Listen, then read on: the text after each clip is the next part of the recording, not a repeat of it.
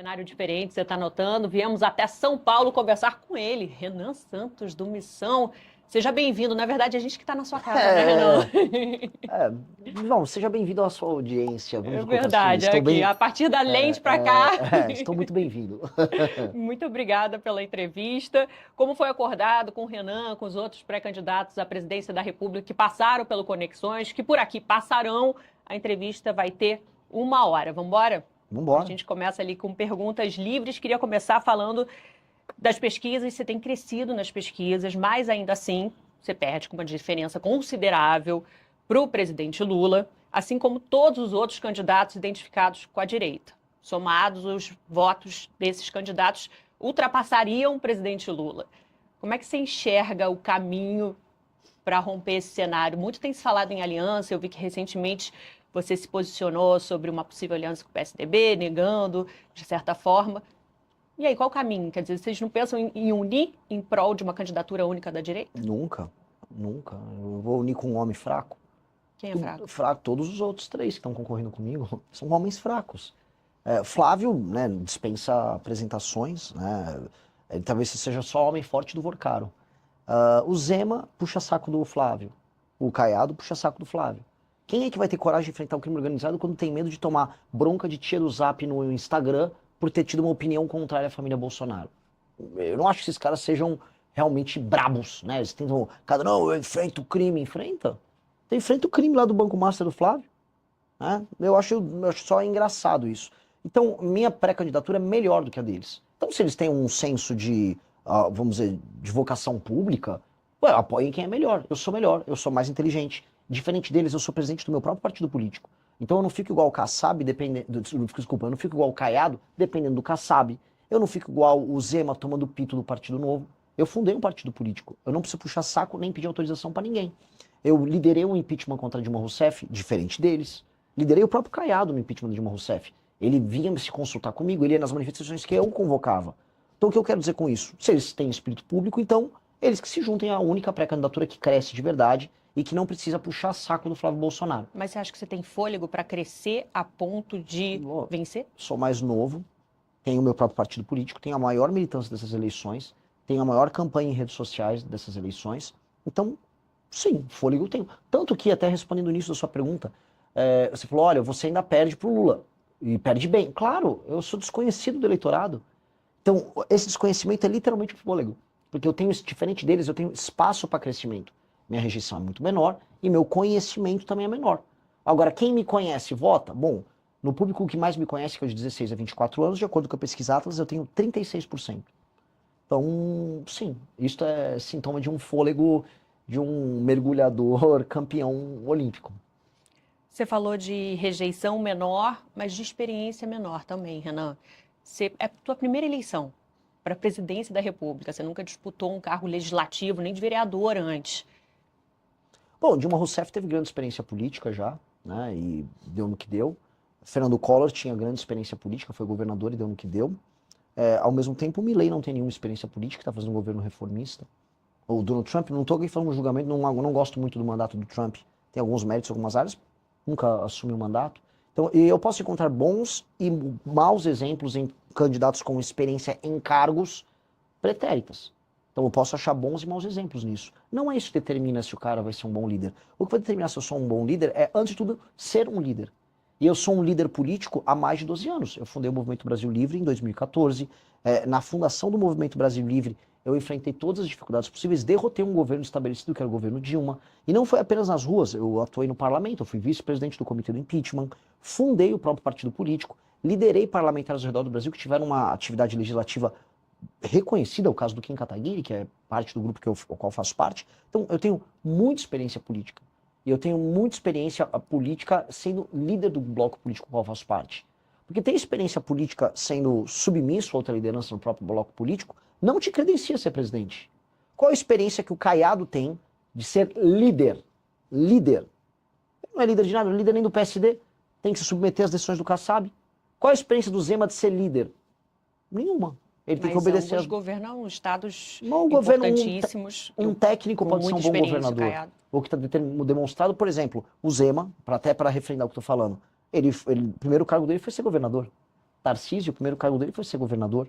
E ambos queriam ser pré-candidatos à presidência da República. O que eu posso dizer para você é, um técnico como o Tarcísio, que ele era um técnico do governo federal, um técnico pode assumir um mandato do ponto de vista técnico. Agora, para resolver um problema de um país, você precisa de um líder. Você precisa de um técnico, você precisa de um líder. O Brasil precisa de líder.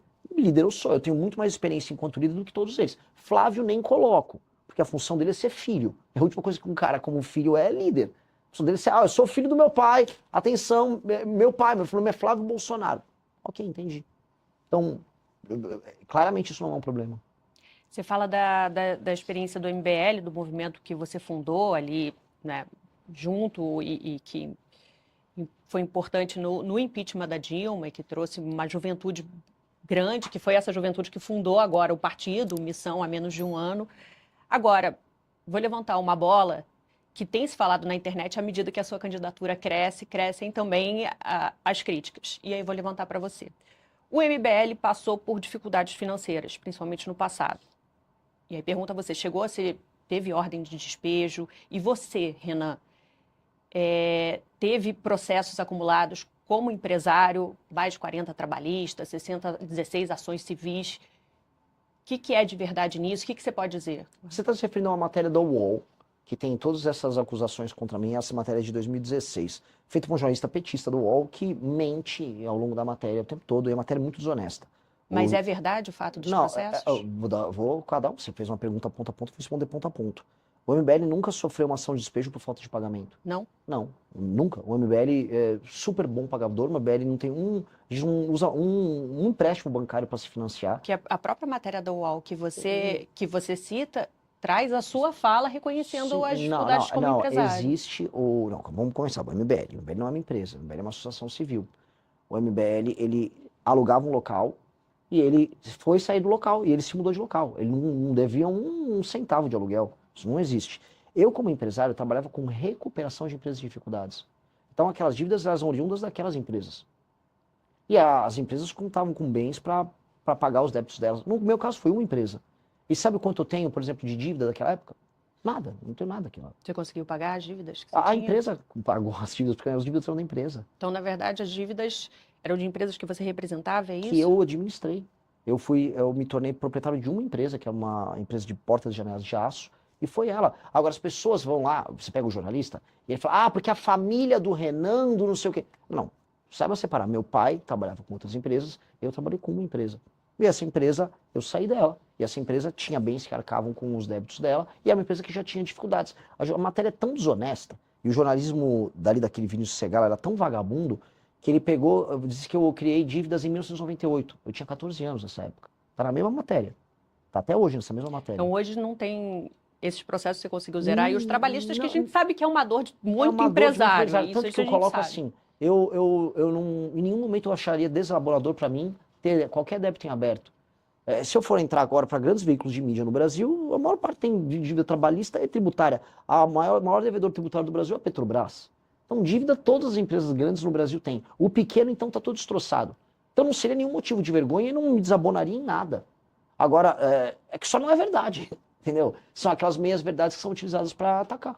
Então, hoje não é verdade. Não. Então, por exemplo, já sei uma matéria uma vez, falou que eu devia 60 milhões de dívidas tributárias. Cara, isso é mentira. Aí, passou uns anos, virou 5. Passou uns anos, virou 3. Passou uns anos, virou 1. Agora, se é uma matéria, acho que foi no Metrópolis, Renan está devendo 40 mil reais. Eu falei, 60 milhões. E nem é verdade dos 40 mil reais. Porque existe um problema, e é um problema que eu vou resolver na presidência da República. Se você tem uma dívida que ou já caducou, ou foi paga, ela demora para sair do sistema da dívida ativa. Aí as pessoas ficam consultando e fica aparecendo um débito que já não deveria estar lá. Aí você tem que entrar com uma ação contra o Estado para obrigar o Estado a retirar seu... Você entrou? Eu entrei, eu falei, tira isso aí, porque não é mentira. Só que não só contra mim, contra qualquer brasileiro. O Estado brasileiro é muito bom na hora de te cobrar e na hora de jogar lama no teu nome. Mas na hora de acelerar o processo para limpar teu nome, ele não é. Não, e é importante isso para esclarecer, porque realmente a falta de experiência em cargo político é algo que vai ser cada vez mais questionado, você já está acostumado a responder. E a partir do momento que você responde, você fala, mas eu fundei um partido, eu sou presidente do partido, que tem outros braços, desdobramentos, até empresariais bem-sucedidos.